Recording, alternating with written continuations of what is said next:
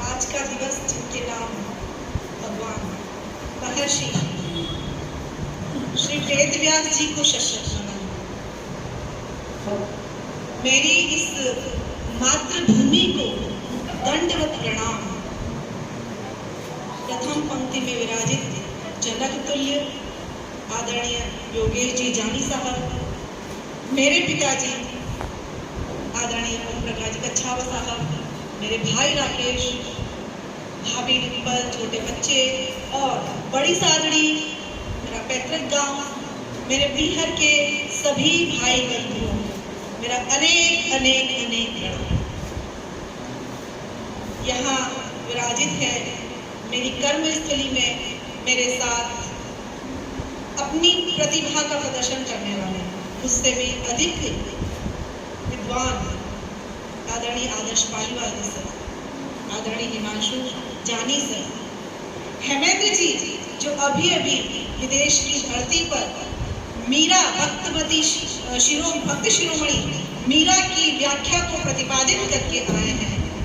और यहाँ पर मैं देख रही हूँ, जैसा कि मैं सुन रही हूँ, प्रत्येक पंक्ति में एक विद्वान भाई बैठा है, कोई साहित्यकार बैठा है, कोई कवि बैठा है, कोई सुंदर पाठक बैठा है। और मैं अधिक समृद्ध महसूस कर रही हूँ, बहुत अधिक समृद्ध महसूस कर रही हूँ मंच पर मैं जिनके साथ बैठी हूँ। आप शिक्षाविद भी हैं, स्थानीय विद्यालय के प्रधानाचार्य महोदय, और हमारे लिए बहुत खुशी की बात है। ऐसे अवसर कम होते हैं कि हमारे क्षेत्र में प्रांत स्तरीय अखिल भारतीय साहित्य परिषद के पदाधिकारी का निवास करना तो प्रांतीय क्षेत्र भी हो जाता है। श्री श्रीपाल जी सिसोदिया साहब को मैं प्रणाम करता हूँ। मेरे साथ विराजित निर्मला मैम और शिक्षक संघ से रमेश कक्षा, आप सभी को मेरा कहीं बड़ी सादड़ी की धरती सदैव मुझे पुकारती रही है। ऐसा नहीं है कि मैं नहीं आई हूँ कई बार, जब कभी कर्तव्य ने पुकारा तो आई। डुमला में 2 साल तक रही विद्यालय में।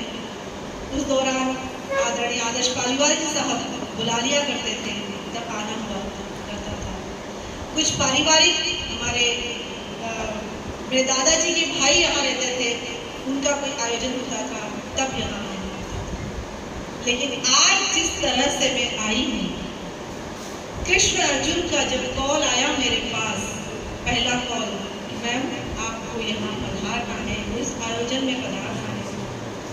सत्य बात बता रही हूँ, मैं गदगद हो गई, भाव विभोर हो गई, मैं इतनी विभोर हो गई कि मेरी आंखों में आंसू आ गए कि जिस प्रकार मैं आपके मध्य आप सबकी छोटी बहन हूँ, पर मुझे आपने अपनी पलकों पर बिठाया, मुख्य अतिथि बनाकर के मुझे यहाँ बुलाया। इतनी मुख्य भी नहीं हूँ, अपने बड़ों के मध्य तो मैं उनके चरणों में ही रहना चाहती हूँ, इस मातृभूमि को नमन करना चाहती हूँ। और उदयपुर मेरा ससुराल और बिहार मेरा बड़ी सादड़ी, इन दोनों के मध्य जो सूत्र बांधा है वो अति स्नेहिल और अब अति सम्माननीय कृष्ण ने बांधा है। मेरे आराध्य श्री कृष्ण और उसका हेतु बने कृष्णार्जुन पार्थभक्ति, उन्होंने मुझे यहाँ बुलाया। और इसका मुख्य हेतु बनी अखिल भारतीय साहित्य परिषद। नाम ही अखिल भारतीय साहित्य परिषद, तो वो क्यों न संपूर्ण भारत के साहित्यकारों को जोड़ेंगे। और इसको मैं अनेक अनेक नमन करती हूँ। आदरणीय रमेश जी सर ने अखिल भारतीय साहित्य परिषद के संबंध में बताया, यह परिषद कोई संस्था नहीं है, यह परिषद मात्र बड़ी सादड़ी उदयपुर राजस्थान या भारत भर की नहीं है। यह परिषद हर उस व्यक्ति के दिल की धड़कन है जो विश्व में हर कहीं रहता है लेकिन राष्ट्रीय विचारधारा से ओतप्रोत है।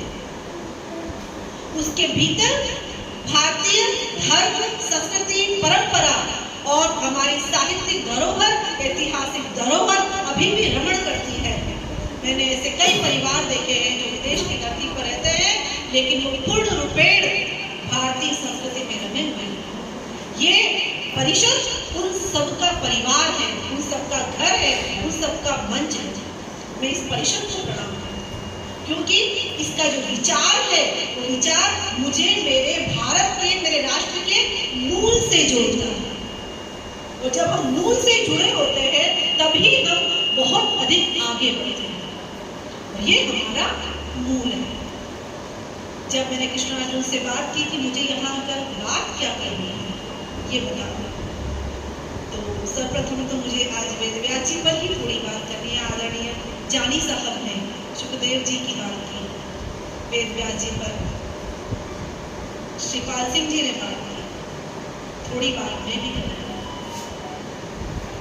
भगवान वेद व्यास जी विष्णु के ऋषि, विष्णु के अवतार।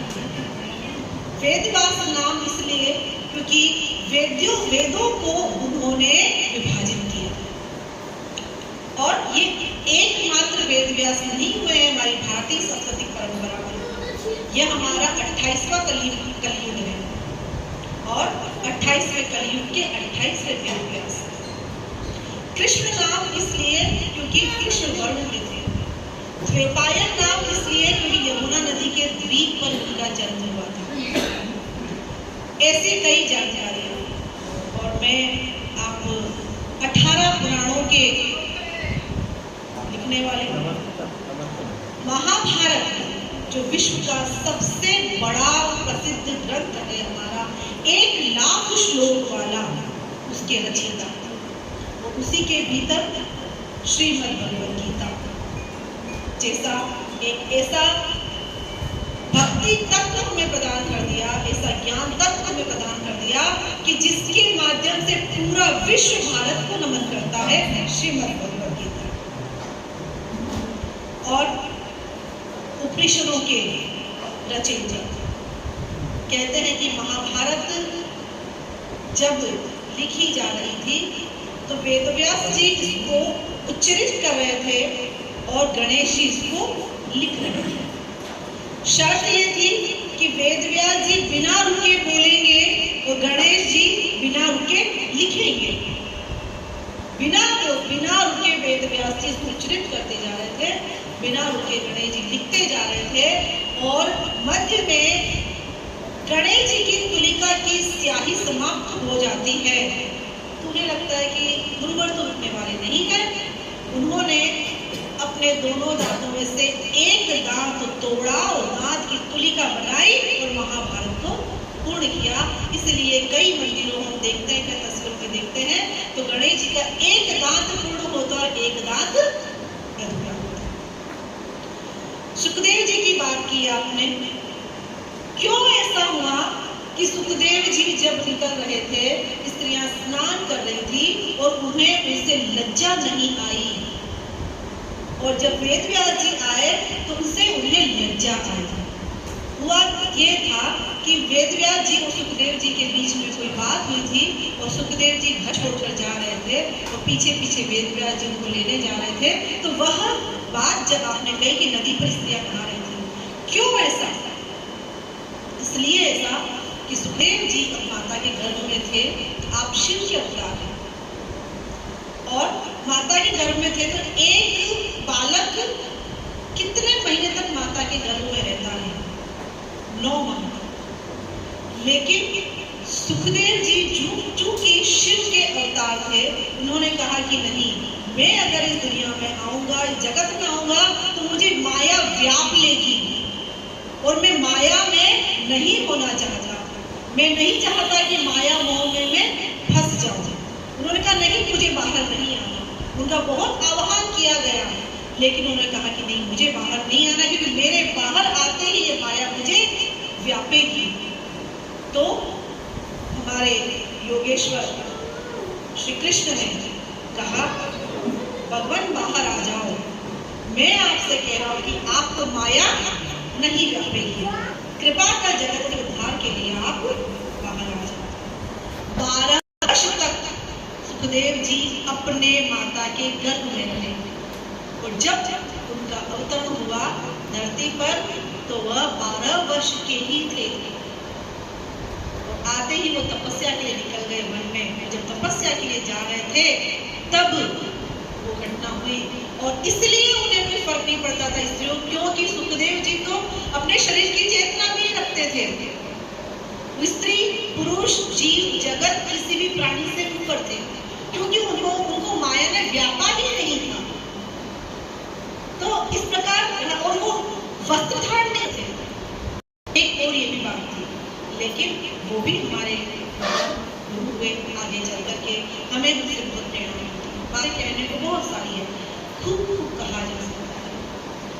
वेद व्यास जी नहीं होते तो महाभारत भी नहीं होती, महाभारत नहीं होती तो श्रीमद् भगवद गीता जी भी नहीं होती। ये बात आप सब जानते होंगे। फिर भी चूंकि यहाँ हमारे, मैं देख पा रही हूँ कि कम वय के बच्चे भी बैठे हैं और आप सब प्रबुद्ध जन भी बैठे हैं। कुछ बातें हमें पुनर्स्मरण में ला लेना चाहिए, जिससे कि हमारी संस्कृति की समाहत बातें, हमारे धर्म ध्वजा की समाहत बातें, हमारे इतिहास की बातें, हमारे सनातन की बातें, शाश्वत बातें दिमाग में जमी रहे और हम उनके अनुकूल व्यवहार कर सकें। जब अंबिका और अंबालिका के साथ में वेदव्यास जी का नियोग होता है। नियोग क्यों होता है? क्योंकि अंबिका का विवाह जब विचित्र चित्रांगद से होता है तो वो उस योग्य नहीं होते हैं कि संतान उत्पन्न कर सके। माता सत्यवती के आशीर्वाद के आदेश से वेदव्यास जी का नियोग होता है अंबिका और अंबालिका के साथ। जब अम्बा के साथ नियोग होता है तो क्योंकि वेदव्यास जी का इतना तेज, इतना प्रताप कि कोई भी देख करके उन्हें आसानी से तो स्वीकार नहीं कर सकता। तो जब अम्बा के पास नियोग के लिए वेदव्यास जाते हैं तो अम्बा उनका इतना तेज ओज देख करके और वो डर जाती है, कांपने लग जाती है, पीली पड़ जाती है। तो जब उनके पुत्र का जन्म हुआ तो कौन हुआ? पांडु। जब अंबिका के पास जाते हैं तो वह उनके तेज ओज को सहन नहीं कर पाती, आंखें बंद कर लेती है। तो जो उनके पुत्र का जन्म होता है वो धृतराष्ट्र। और जब अंबालिका के पास नियोग के लिए जाते हैं तो अंबालिका भले ही दासी थी, लेकिन वह उस ओज और तेज को स्वीकार कर लेती है, उनकी सेवा में लग जाती है। और तब जिस पुत्र का जन्म होता है वो है विदुर। अब क्यों महाभारत हुई ये आप सब जानते हैं। कुरुवंश चला वेदव्यास जी से, तो महाभारत हुई भगवद गीता। और ये वही सुखदेव जी है जब नैमिषारण्य में इनको 7 दिनों तक श्रीमद् भगवद गीता का उच्चारण किया गया और इनको 7 दिनों में मोक्ष प्राप्त हुआ। यदि सुखदेव जी भगवद गीता को नहीं पढ़ना चाहते थे। श्री वेदव्यास जी ने उनसे, अपने एक शिष्य से कहा कि वहाँ हिमालय में सुखदेव जाकर रह रहे हैं, तुम इस महाभारत की कुछ ऋचाएं याद करके जाओ और इतना जोर जोर से वहां पढ़ो कि सुखदेव इससे प्रभावित हो जाए। तो वहां वो गए, उन्होंने जोर जोर से बड़े साधना के साथ आनंद विभोर होकर फिर ऋचाओं को, श्लोक को पढ़ा। तो सुखदेव जी सोचने लगे इतनी सुंदर ऋचाएं, इतनी सुंदर श्लोक, ये क्या है? उन्होंने बताया कि ये श्रीमद् भगवद गीता से।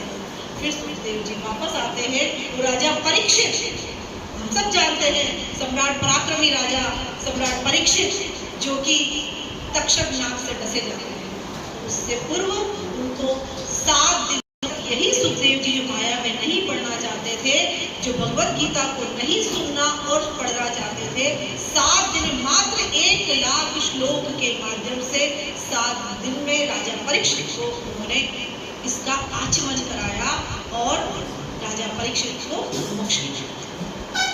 ये कुछ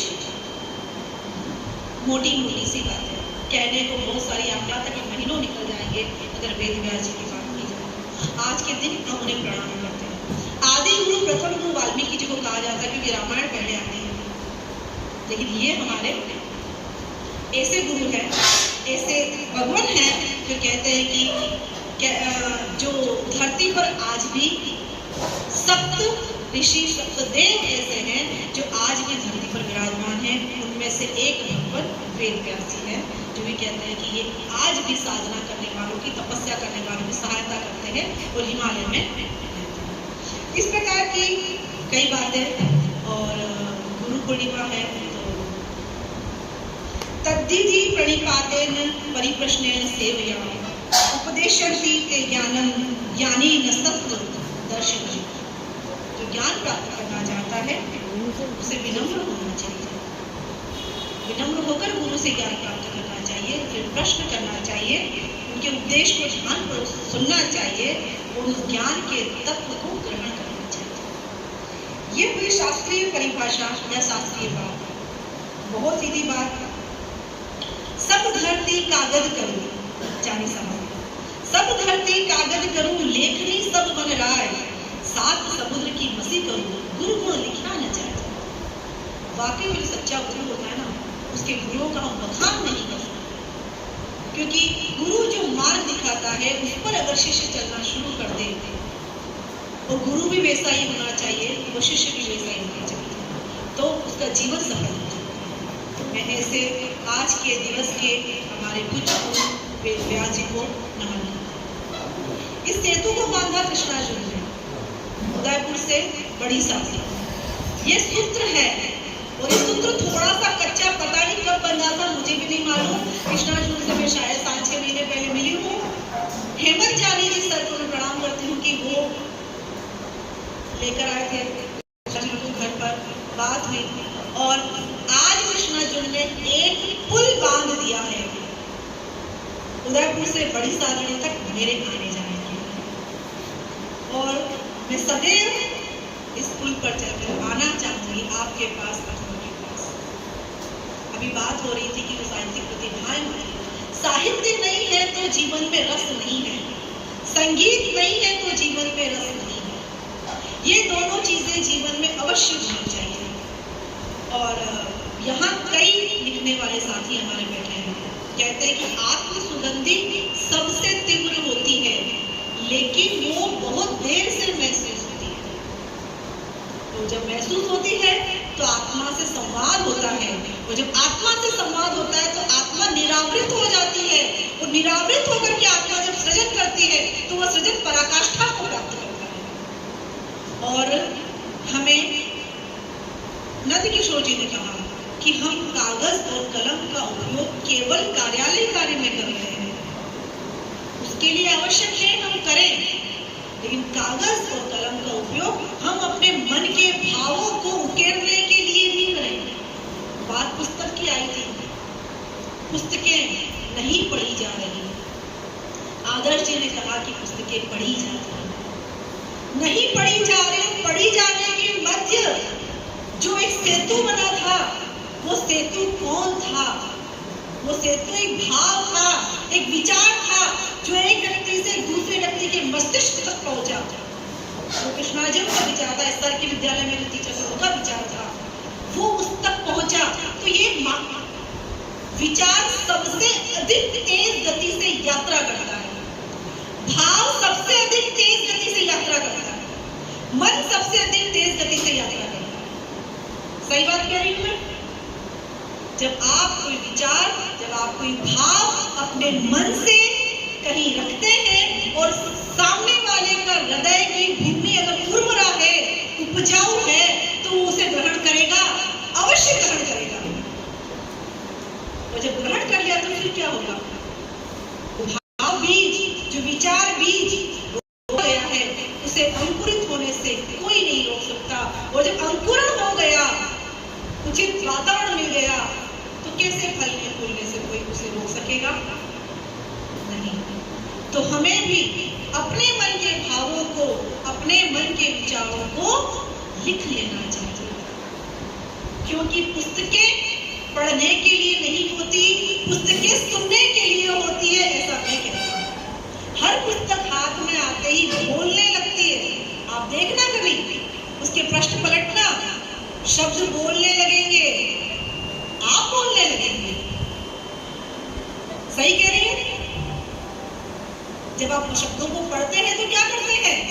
उच्चारण ही तो करते हैं, चाहे ध्वनि के रूप में करें या मानसिक करें, उच्चारण ही तो करते हैं ना। तो पुस्तक क्या करती है? ये नहीं कहती मुझे पढ़ो, पुस्तक कहती है मुझे सुनो, मैं क्या कह रही हूँ मुझे सुनो, मेरे भीतर क्या है मुझे सुनो।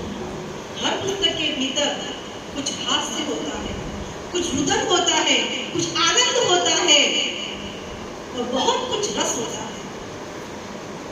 हमारे जीवन में हमें क्या चाहिए? प्रसन्न रहने के लिए, आनंदित रहने के लिए क्या मात्र धन?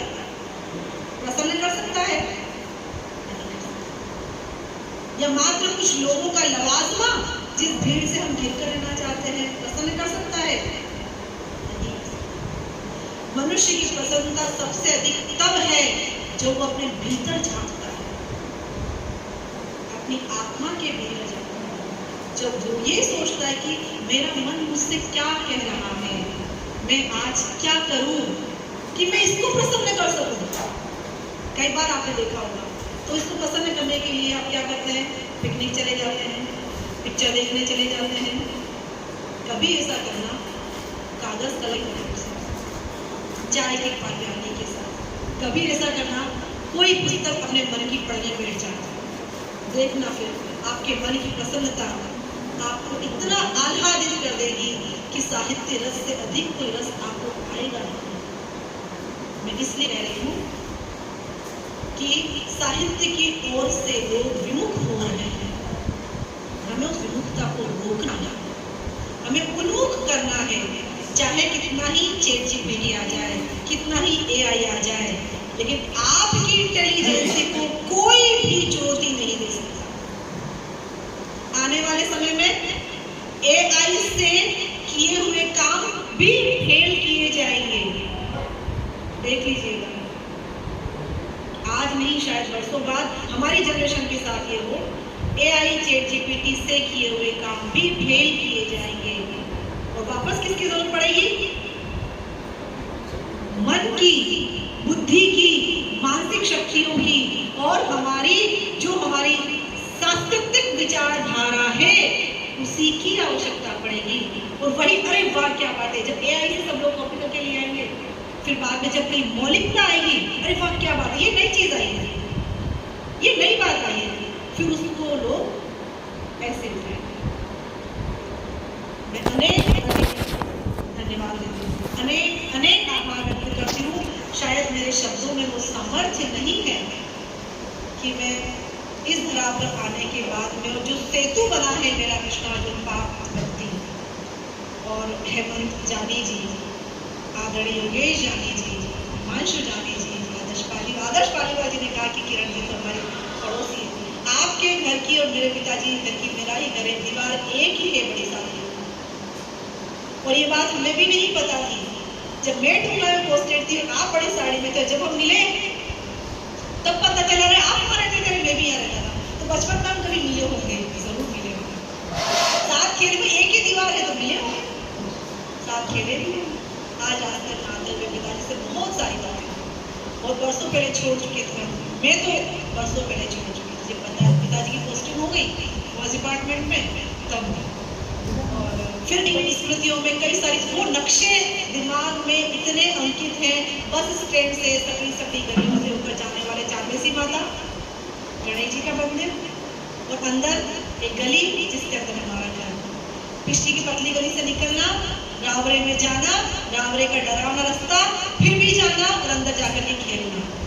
चांद भुजानाथ का मंदिर, उसके साथ बावड़ी, और बावड़ी में माता की, बुआ की, दादी की, काकी की, सबकी मटकियां, सबके घड़े डुबुक डुबुक की पूरी संख्या आज भी स्मृति में लिखित है। आज भी जेल का वो क्या जो भी है वहाँ पर स्थानक बना हुआ है, आज भी स्मृति में लिखित है। जो पहाड़ी के ऊपर उधर एक स्कूल बना हुआ है जहाँ पिताजी ने मेरा एडमिशन कराया, बोल भी है। और मैं बहुत अधिक भाववान इसलिए हूँ, ये स्थान जहाँ मैं खड़ी हूँ, शायद तीसरी या चौथी कक्षा में मैंने यहाँ 15 दिन के लिए पढ़ाई की। ये मेरी स्मृति में इतना अंकित है कि ये गेट, वो आंगन और उसके सीधे हाथ की तरफ प्रधानाचार्य का कक्ष और वहां पर मैं क्लास चला, ये पीछे वाला हिस्सा नहीं। पिताजी कह रहे तुम्हें इतना याद है, मुझे तो याद ही नहीं, मैंने तुम्हें कब यहाँ पर एडमिशन किया। तो ये सारी चीजें देखिए आपकी, ये अब मेरी बुद्धि शायद उतनी नहीं, मेरी स्मृति शक्ति अब उतनी नहीं है। उस समय मेरी इतनी विलक्षण स्मृति थी कि मुझे उस समय का पहली कक्षा का भी याद है, दूसरी कक्षा का भी याद है, तीसरी कक्षा का भी याद है, वो अमली घाट, कामली घाट सब याद है। इधर का तालाब, छोटा तालाब, बड़ा तालाब सब याद है। इतनी सारी चीजें, तो हमारे पास शक्तियाँ जैसे जैसे बड़े होते हैं क्षीण होती जाती है, लेकिन जो बालक है ना हमारे पास, क्योंकि मैं शिक्षा जगत से जुड़ी हूँ तो उसकी मानसिकता भी बहुत अच्छे समझती हूँ, तो जो बालक है ना हमारे पास में, उसकी मानसिक शक्तियाँ बहुत अधिक है। आपने कहा आदर्श पालीवाल सर ने कहा कि इनके विद्यालय में कितने ही बच्चे कविताएं लिख रहे हैं। क्यों लिख रहे हैं? क्योंकि उनकी उर्वरा भूमि पर बीज डाला गया है। तो क्या हमारी भूमि उर्वरा नहीं रही है? बहुत अधिक है। हमें और अधिक हमारे मन को, हमारे मस्तिष्क को, हमारे भावों को, हमारे विचारों को पोषित और संवर्धित करने की आवश्यकता है। तब ही इस अखिल भारतीय साहित्य परिषद का जो उद्देश्य है, अखिल विश्व में साहित्य की स्थापना, शाश्वत सत्य की स्थापना, हमारे सांस्कृतिक मूल्यों की स्थापना, हमारे नैतिक मूल्यों की स्थापना, हमारे देश की धरती के स्त्री पुरुष के गुणों की स्थापना। जैसे हमारे धरती के स्त्री पुरुषों में जो गुण है कहीं नहीं मिली। कृष्णार्जुन बता रहे थे कि मैडम इतने देशों की यात्रा करके आए हैं, लेकिन उन सब देशों की यात्रा में मैं आपको कह दूं, भारत से अच्छा कोई देश नहीं। भारत की आबो हवा से अच्छी किसी देश की आबो हवा नहीं है। भारत की आग से मीठा कोई आग नहीं है। तो ये है मेरा देश। हम देख रहे हैं कि वहां की पश्चिमी संस्कृति हमारी, और आप वृंदावन गए हैं, वृंदावन जाकर देखिए, किसी भी कृष्ण मंदिर में जाकर देखिए जो प्रसिद्ध है, उदयपुर का जगदीश मंदिर प्रसिद्ध है, किसी भी कृष्ण मंदिर में जाकर देखिए, आपको वहां हमसे अधिक फॉरेनर्स मिलेंगे, नृत्य करते हुए मिलेंगे, उल्टी सीधी साड़ियां पहनते हुए मिलेंगे। तो क्या है ये? विश्व जब भारत की तरफ लौट रहा है, आ रहा है, और हमारी पीढ़ी कहाँ जा रही है, उससे हमें रोकना है। हमारे सांस्कृतिक पलायन को हमें रोकना है। और इस सांस्कृतिक पलायन को रोकने का कार्य सिर्फ और सिर्फ साहित्य कर सकता है। हमें साहित्य की ओर लौटना होगा, हमें पुस्तकों की ओर। बात बहुत अधिक हो जाएगी, मुझे लगता है कि मेरा समय भी हो गया है। किरण में चलिए, मैं कहा 2 पंक्तियां में परिचय नहीं कह देती थी कि रिवायत है मेरी अनंत तक बिखर जाने की, रिवायत है मेरी अनंत तक बिखर जाने की, कहो किसने बांधा है कैद में किरण को आस्था।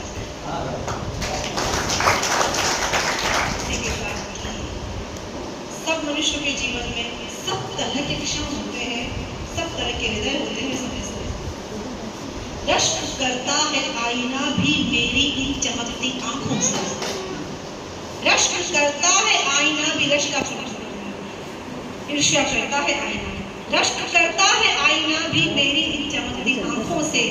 उसे क्या मालूम इनके पीछे गहरा समंदर छिपा है, उसे क्या समंदर पीछे पड़ते हैं आंखों को चमकाने के लिए। कि याद रखना, जो आंसू